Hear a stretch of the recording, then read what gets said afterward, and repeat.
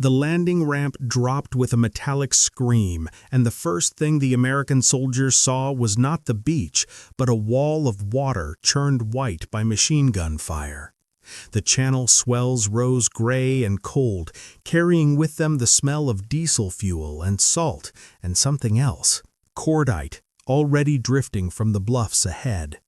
Sergeant Robert Slaughter, Company D, 116th Infantry Regiment, felt the water hit his chest, so cold it drove the breath from his lungs. Around him, men stumbled forward into the surf, weighed down by 60 pounds of equipment, their rifles held high, their boots searching for footing on sand they could not see beneath the foam. Above them, barely visible through the smoke and spray, the cliffs of Normandy rose like the walls of a fortress, and from those heights came a sound that would define the morning, the rapid hammering of German MG-42 machine guns, firing at 1,200 rounds per minute, a rate so fast the individual shots blurred into a single continuous roar that the Americans would later describe as the sound of ripping cloth. The Germans had claimed for years that the Atlantic Wall was impregnable, that no army could storm the fortified coast of France, that American soldiers, soft, undisciplined, citizens playing at war, would break against the concrete and steel of Hitler's fortress Europe. In the next 12 hours, on a stretch of sand 6,000 yards long, that claim would be tested with a violence that neither side had fully imagined. The German High Command's confidence in the Atlantic Wall rested on both engineering and ideology. From Norway to the Spanish border, Hitler had ordered the construction of thousands of bunkers, gun emplacements, tank obstacles, and minefields, a defensive system that consumed millions of tons of concrete and steel, that employed slave labor from across occupied Europe, that represented the Nazi regime's vision of total security through total control. Field Marshal Erwin Rommel, appointed to inspect and strengthen the coastal defenses in late 1943, had thrown himself into the work with characteristic energy. He ordered additional obstacles placed below the high tide line, Belgian gates, Czech hedgehogs, tetrahedra welded from railroad rails, all designed to rip the bottoms from landing craft. He demanded more mines, millions of them, buried in the sand and mounted on stakes in the surf. He positioned artillery to cover every approach, sited machine gun nests with interlocking fields of fire, built communications trenches that allowed defenders to move unseen.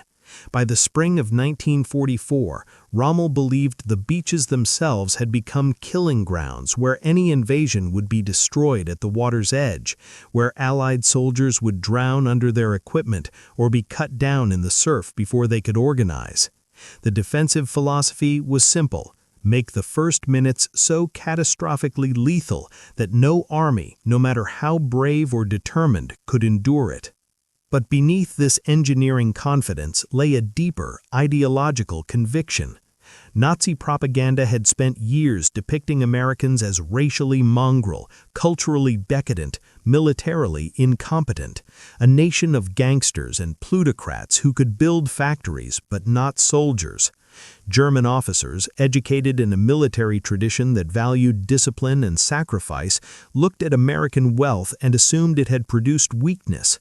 Soldiers raised in comfort, they believed, would lack the will to die for abstractions like democracy.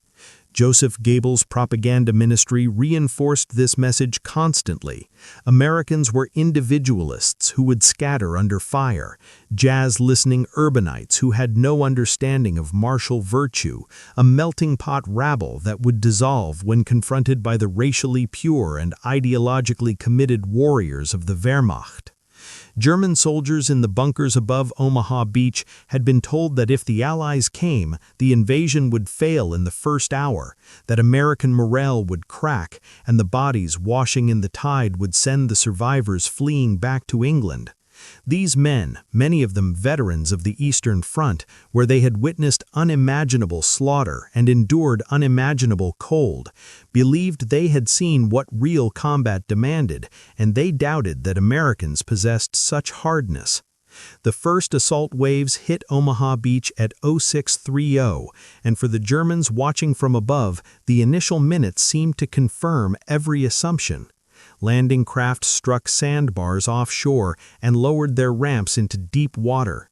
Men stepped off and disappeared beneath the surface, pulled under by their equipment.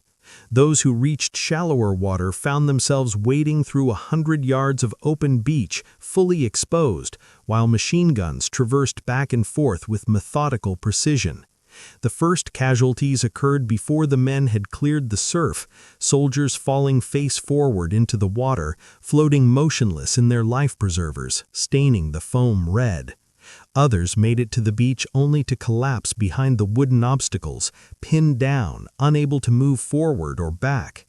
German gunners fired in short bursts, conserving ammunition, selecting targets with professional detachment. Artillery shells began falling, timed to catch men as they clustered behind cover.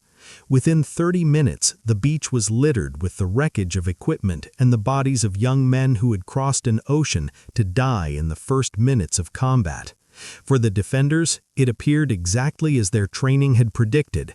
The Americans were brave enough to land, but not hard enough to advance. Yet something the Germans could not see from their concrete bunkers was already happening in the chaos below. American soldiers, pinned in the surf and behind the seawall, were not retreating. They were not panicking. They were adapting. Sergeants and junior officers, often the only leaders left alive in their units, began organizing small groups to move forward. They used the German obstacles as cover, crawling from one steel hedgehog to the next. They identified which bunkers were firing on which sections of beach and worked to find dead angles where men could gather. Engineers, tasked with blowing gaps in the obstacles, continued their work even as men fell around them, setting charges under fire, blowing paths through the barriers. Medics moved through the carnage, dragging wounded men to cover, applying tourniquets, administering morphine. And individual soldiers, acting without orders because their officers were dead or wounded, began moving up the bluffs, not in organized assaults, but in ones and twos, finding gullies and draws where the slope was less steep, climbing through minefields and barbed wire, closing with the bunkers. This was not the battle American planners had envisioned, with waves of troops advancing in neat lines behind tank support. This was improvisation at the edge of collapse, a battle won not by following doctrine, but by refusing to accept that the situation was hopeless. The German defenders, watching Americans continue to advance despite casualties that should have shattered any unit's cohesion, began to experience something unexpected: doubt. The MG-42 gunners fired until their barrels overheated, yet still men came forward. Artillery forward observers called in concentrations on clusters of soldiers, yet survivors would regroup and continue climbing. By mid-morning, the tactical situation remained desperate for the Americans. Most units had lost half their strength, communications with offshore ships were sporadic, armor support had largely failed to arrive, and the beachhead extended barely 200 yards inland. But the psychological situation had shifted. The Germans had thrown their best defensive effort at the landings and had not stopped them. Americans, who were supposed to break, had not broken. General Dietrich Kreis, commanding the German 352nd Infantry Division defending Omaha, received reports throughout the morning that grew increasingly urgent. The enemy was landing in greater numbers, was working around strongpoints, was bringing forward flamethrowers and demolition charges to attack bunkers at close range. By noon, Kreis had committed his reserves, but reserves were few because Hitler and the German High Command had believed the main invasion would come at Calais, hundreds of miles away. The Atlantic Wall, so imposing in propaganda photographs, was revealing a fundamental flaw. Static defenses only worked if defenders had depth and mobility to respond when attackers found weak points. The Americans were finding every weak point. One recurring element in survivor accounts from Omaha Beach was a sound that came from offshore, the deep, rolling thunder of naval gunfire. American destroyers, seeing the slaughter on the beach, had ignored doctrine and steamed dangerously close to shore, close enough that German artillery could target them, close enough that they risked grounding on sandbars. They fired their 5-inch guns directly into the bluffs, targeting bunkers and gun positions, pulverizing concrete with high-explosive shells. The battleship USS Texas added the weight of her 14-inch guns, firing from farther out, each shell weighing over 1,200 pounds, arriving with enough force to crack open fortifications that infantry could not touch. To the men struggling on the beach, the sound of naval gunfire became a kind of reassurance, the deep, booming reminder that they were not alone, that behind them was the industrial power of a nation that could build 100 destroyers and send them across an ocean, that could manufacture the shells these ships were firing at rates no other country could match. For the Germans, the same sound carried a different message, that this was not a raid that could be repelled, but an invasion supported by resources they could not counter, that the ocean itself had become an American highway bringing endless reinforcements and firepower. By early afternoon, the situation on Omaha had stabilized enough for follow-on waves to land with slightly less catastrophic losses. Engineers had blown wider gaps in the obstacles. Naval gunfire had suppressed some of the German strongpoints. Small groups of infantry had worked their way up the bluffs and were attacking bunkers from the flanks and rear. The Germans fought with skill and determination, but they were fighting the wrong battle. They had prepared for an enemy that would advance in mass formations that could be mown down by automatic weapons fire. Instead, they faced an enemy that dispersed, that used every fold of terrain for cover, that attacked from unexpected directions. German doctrine valued centralized control, with junior officers waiting for orders from above. American doctrine, especially as it evolved in the chaos of combat, pushed decision-making down to sergeants and even privates who would take initiative when officers were incapacitated. On Omaha Beach, where communications were shattered and unit cohesion destroyed, this difference became decisive. While German strongpoints waited for orders from headquarters that was losing contact with forward positions, American soldiers were making individual decisions to advance, to flank, to attack, that collectively unraveled the defensive system. The cost was staggering. By nightfall on June 6th, approximately 2,400 American casualties had been suffered on Omaha Beach, killed, wounded, or missing. Some companies had landed with 200 men and mustered barely 30 by sunset. The surf ran red for hours. Bodies floated in the tide or lay sprawled on the sand in the grotesque positions of violent death. Medics worked through the night, performing triage by flashlight, while offshore ships continued to land supplies and reinforcements. The beachhead was barely a mile deep, far short of the objectives planners had assigned. But it held. The Atlantic Wall had been breached. German commanders receiving reports through the night recognized that the situation had shifted from counterattacking to prevent a landing to attempting to contain a lodgment that was growing stronger by the hour. Field Marshal Rommel, away from Normandy on June 6th because weather forecasts suggested invasion was unlikely, rushed back to find that his masterpiece had not held, that the obstacles and mines and bunkers had extracted a terrible price but had not stopped the assault. The Americans had done what the Germans said could not be done. In the days and weeks that followed, as the Normandy beachhead expanded and Allied forces broke out into the French countryside, German soldiers and officers struggled to reconcile what had happened with what they had believed. Some blamed the absence of panzer reserves, which Hitler had insisted on controlling personally and which arrived too late to counterattack the beaches. Some blamed the failure of the Luftwaffe to contest Allied air superiority. But many, in private conversations and post-war memoirs, admitted a deeper miscalculation. They had underestimated the American soldier. The troops who came ashore at Omaha were not the soft, disciplined civilians of Nazi propaganda. They were factory workers and farmers, shopkeepers and college students, ordinary men from a democracy that had asked them to become warriors, and they had. They lacked the parade ground polish of Wehrmacht soldiers, lacked the ideological fanaticism of SS units, but they possessed something the Germans had not anticipated, a capacity for independent thought and action, a willingness to improvise when plans collapsed, a stubborn refusal to accept that a situation was hopeless just because it appeared hopeless. These qualities, which Nazi ideology dismissed as weakness, turned out to be sources of immense strength when the rigid order of military planning dissolved into the chaos of combat. The naval gunfire that had supported the landings continued to boom offshore through June and July as Allied forces pushed inland. That sound, the deep thunder of American industrial power projecting force from the sea, became a symbol that transcended its tactical function. To American soldiers, it represented the connection to home, to the factories in Detroit and Pittsburgh and Gary that were producing weapons faster than any enemy could destroy them, to the supply convoys crossing the Atlantic, to the knowledge that they fought as part of a system so vast and productive that defeat was logistically impossible even when individual battles were desperate.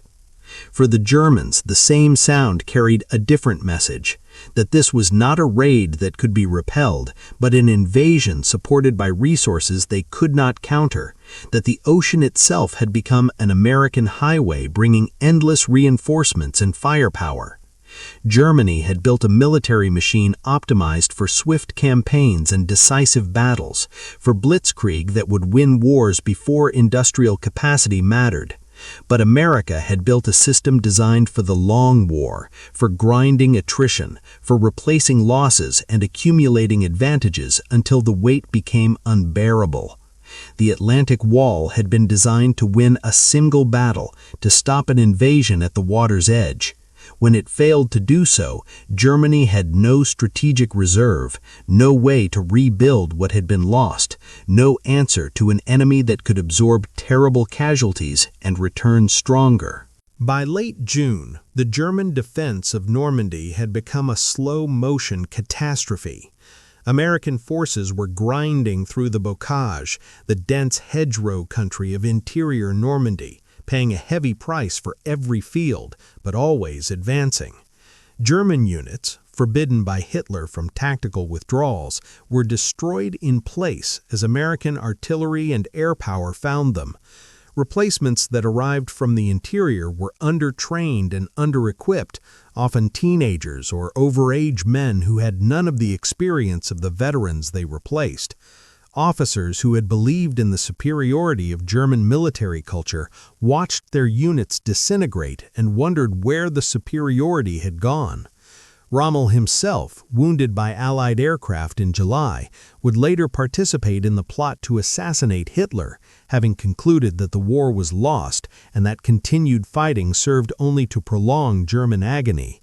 The Atlantic Wall, which was supposed to prevent an invasion, had become a symbol of German strategic bankruptcy. All the concrete and steel in the world could not compensate for fighting a war against enemies whose industrial base and manpower reserves were an order of magnitude larger.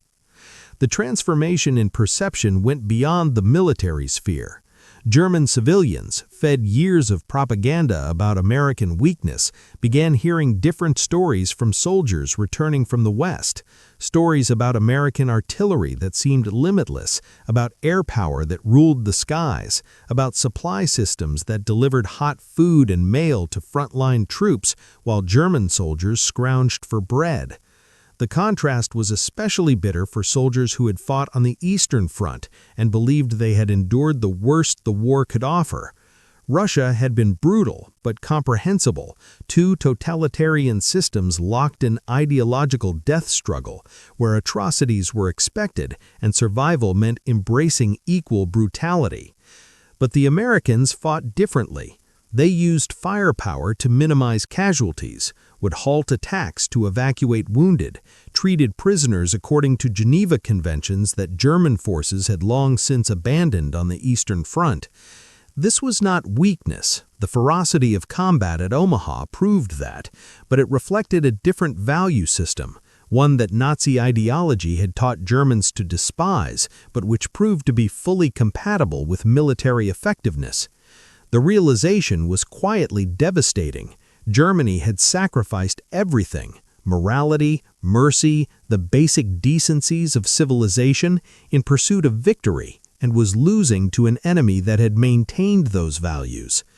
In the autumn of 1944, as Allied forces closed on the German border, some Wehrmacht units that had fought in Normandy were interviewed by military intelligence. Their assessments, preserved in archives, show a grudging respect mixed with incomprehension.